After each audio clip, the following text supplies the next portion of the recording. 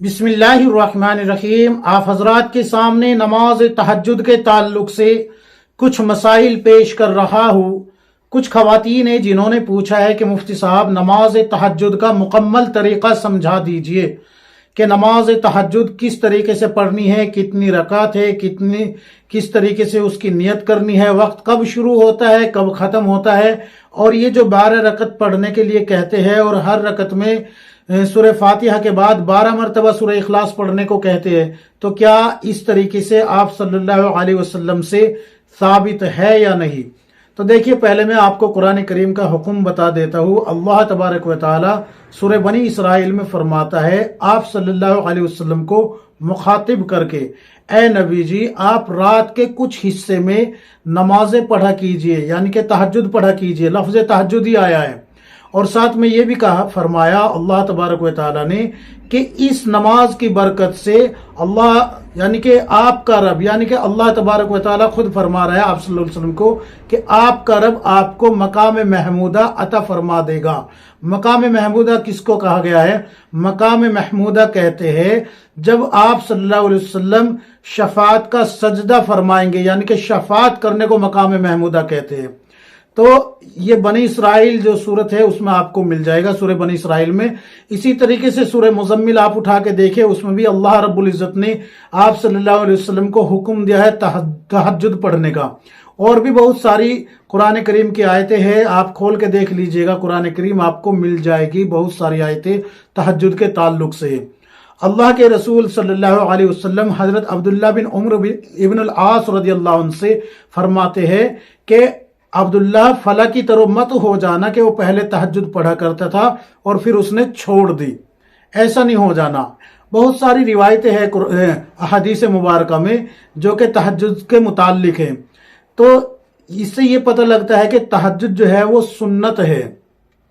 अल्लाह के रसूल सल्लल्लाहु अलैहि वसल्लम ने एक मकाम पे ये भी फरमाया कि तुम तहज्जुद को जरूर पढ़ा करो। क्यों? इसलिए कि तुमसे पहले लोगों का यानी कि नेक लोगों का तरीका रहा है। ये भी अल्लाह के रसूल सल्लल्लाहु अलैहि वसल्लम ने फरमाया। और एक मकाम पे ये भी फरमाया, देखिए अब वक्त की जो बात है ना, पहले मैं वक्त का मसला हल कर रहा हूं, वक्त का कि वक्त कब शुरू होता है और कब खत्म। तो वक्त के ताल्लुक से अल्लाह के रसूल सल्लल्लाहु अलैहि वसल्लम की 2 रिवायतें मौजूद है। तबरानी की रिवायतें हैं, मुस्तदरक हाकिम की रिवायतें हैं, इसी तरीके से और भी कुतुब अहादीस में रिवायतें मिल जाएगी। अल्लाह के रसूल सल्लल्लाहु अलैहि वसल्लम ने फरमाया कि इशा के बाद से जो वक्त शुरू होता है वो तहज्जुद का वक्त शुरू हो जाता है और सुबह सादिक तक रहता है। सुबह सादिक, जहां पर सुबह सादिक होती है, यानी कि जहां सहरी का वक्त खत्म हो जाता है वहां पर तहज्जुद का वक्त भी खत्म हो जाता है। जहां पर सहरी का वक्त खत्म होता है वहां पर तहज्जुद का वक्त भी खत्म हो जाता है। ईशा की नमाज के फौरन बाद से तहज्जुद का वक्त शुरू हो जाता है। एक रिवायत ये आती है कि अगर ईशा के फौरन बाद भी कोई शख्स तहज्जुद की नमाज की नियत करके 2 या 4 रकत पढ़ ले तो भी वो तहज्जुद में ही शुमार होगी।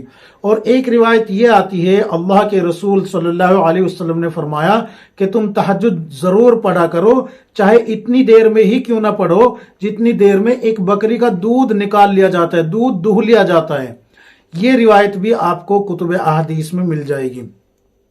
तो ये इसलिए बताई है मैंने इतनी रिवायतें कि लोग खाली इस पे इक्फा कर लेते हैं कि नवाफिल है, पढ़ लो तो सवाब, नहीं पढ़ो तो गुनाह कोई नहीं।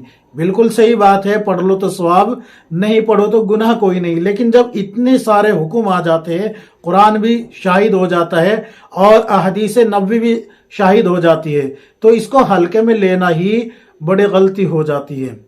समझ में आ रही है बात? हल्के में लेना ही बड़ी गलती हो जाती है। अल्लाह के रसूल सल्लल्लाहु अलैहि वसल्लम ने ये जो फरमाया है ना अब्दुल्लाह बिन उम्र इब्न अल-आस रदियल्लाहु अन्हु को कि ए अब्दुल्लाह तू फला की तरह मत हो जाना कि वो पहले तहज्जुद पढ़ा करता था और फिर छोड़ दी। उलमा ने इसके बारे में ये फरमाया है, इस रिवायत के बारे में, कि अपने दीनी उमूर को बगैर किसी शरई उजर के छोड़ना मुनासिब नहीं है। तो तहज्जुद का वक्त जो शुरू होता है वो ईशा के फौरन बाद से शुरू हो जाता है और सुबह सादिक के वक्त तक रहता है, यानी कि जहां सहरी का वक्त खत्म हो जाएगा वहां पर तहज्जुद का वक्त भी खत्म हो जाएगा। ये आप जहन नशीन कर लीजिए। تہجد کی نیت دیکھیے اصل میں اس میں اختلاف ہے، کچھ کہتے ہیں کہ تہجد کی جو نماز ہے یہ سنت ہے اور کچھ کہتے ہیں نوافل ہے، لیکن اس پہ جو اجماع ہے امت کا وہ ہے سنت غیر موقدہ، اور سنت غیر موقدہ نوافل کے ہی حکم میں آتی ہے۔ سنت غیر موقدہ کو کس طریقے سے پڑھنا ہوتا ہے، مثال کے طور پہ عصر کی 4 رکعت سنت پڑھتے ہیں تو اس کی 2 رکعت کے بعد قاعدے میں جب بیٹھتے ہیں تو اتحیات کے بعد درود شریف پڑھا جاتا ہے، درود شریف دعائے معصورہ پڑھ کے پھر کھڑے ہوتے ہیں، پھر ثنا سے شروع کرتے ہیں، پھر اسی طریقے سے مکمل 2 رکعت کر کے پھر سلام پھیرتے ہیں۔ تو یہ جو ہے سنت غیر موقدہ ہوتی ہے، لیکن اللہ کے رسول صلی اللہ علیہ وسلم نے فرمایا کہ رات کی جو نفل نمازیں ہیں وہ سب کی سب دو رکعت کے حساب سے، یعنی کہ ہر 2 رکعت کے بعد سلام پھیر دینا ہے۔ اللہ کے رسول صلی اللہ علیہ وسلم نے یہ فرمایا ہے۔ تو یہ بھی سمجھ لیجئے کہ تہجد کی 2 رکعت کر کے پڑھنی ہے، 4 کی نیت باندھنا مناسب نہیں ہے۔ اگر پڑھ لیں گے آپ تو نماز تو ہو جائے گی، لیکن ثابت جو ہے 2 کی نیت ہے۔ آپ 2 رکعت نماز پڑھے سلام پھیر دے، 2 رکعت نماز پڑھے سلام پھیر دے۔ اب پڑھنی کتنی ہے آپ دیکھیں، بخاری شریف آپ کو مل جائے گی، مسلم شریف میں بھی آپ کو روایت مل جائے گی، یعنی کہ صحاح ستہ کی تمام کتابوں میں یہ روایتیں مل جائے گی کہ کل 8 رکعت نماز تہجد ہے۔ اگر کوئی 4 پڑھتا ہے تو بھی ہو جائے گی، 8 پڑھتا ہے تو بھی ہو جائے گی، 12 پڑھتا ہے تو بھی ہو جائے گی، لیکن تہجد کی کل 8 رکعت نماز ہے۔ اور یہ جو آپ نے کہا ہے کہ بھئی ہر رکعت میں 10 مرتبہ 12 مرتبہ سورہ اخلاص، تو اللہ کے رسول صلی اللہ علیہ وسلم سے تو یہ ثابت نہیں ہے، لیکن اگر آپ کا دل نماز میں لگ رہا ہے اور نفل نماز میں آپ سورہ فاتحہ کے بعد اگر 1 رکعت میں پورا قرآن بھی پڑھنا چاہے تو پڑھ سکتے ہیں۔ اگر آپ کو اتنا یاد نہیں ہے اور آپ علم تر سے لے کے والناس تک 1 رکعت میں پڑھے، پھر دوسری رکعت میں بھی اسی طریقے سے پڑھ لے تو بھی آپ کی نماز ہو جائے گی، لیکن یہ شریعت کا حکم نہیں بلکہ علماء کا یا بزرگان دین کا قول ہے۔ یہ بات یاد رکھیے کہ یہ جو ہے آپ صلی اللہ علیہ وسلم سے اس طریقے سے ثابت نہیں ہے تہجد کی نماز میں اس طریقے سے سورتیں پڑھنا کہ ایک ہی سورت کو 12 مرتبہ 15 مرتبہ اس طریقے سے پڑھنا، ورنہ آپ صلی اللہ علیہ وسلم سے تو یہ بھی ثابت ہے کہ آپ صلی اللہ علیہ وسلم نے 1 مرتبہ جب نیت باندھی نماز کی تو 5.25 پارے 5.25 پارے پڑھ کے تب آپ صلی اللہ علیہ وسلم نے رکوع فرمایا۔ حضرت ابو ہریرہ رضی اللہ عنہ فرماتے ہیں کہ میں پیچھے کھڑا ہوا تھا لیکن میں تاب نہ لا سکا آپ صلی اللہ علیہ وسلم کی نماز کی، اس لیے میں واپس آ گیا۔ اللہ کے رسول صلی اللہ علیہ وسلم سے تو یہ بھی ثابت ہے، لہٰذا اگر کوئی 10 مرتبہ یا 20 مرتبہ یا 15 مرتبہ یا 16 مرتبہ سورہ اخلاص ہی پڑھ رہا ہے تو اس کی نماز میں کوئی خلل پیدا نہیں ہوگا، نماز ہو جائے گی۔ لیکن شریعت کا حکم نہ سمجھے اس طریقے سے کہ بھئی شریعت نے اس کو متعین کیا ہے، ٹھپا لگا دیا ہے، نہیں، بالکل بھی نہیں۔ اب یہ سمجھ لیجئے کہ تہجد کی نیت کیسے کرنی ہے۔ نیت کرتا ہوں یا کرتی ہوں 2 رکعت نماز نفل تہجد، اس لیے نفل اس لیے کہہ رہا ہوں کہ غیر موقدہ سنتوں کو نفل کا درجہ ہوتا ہے۔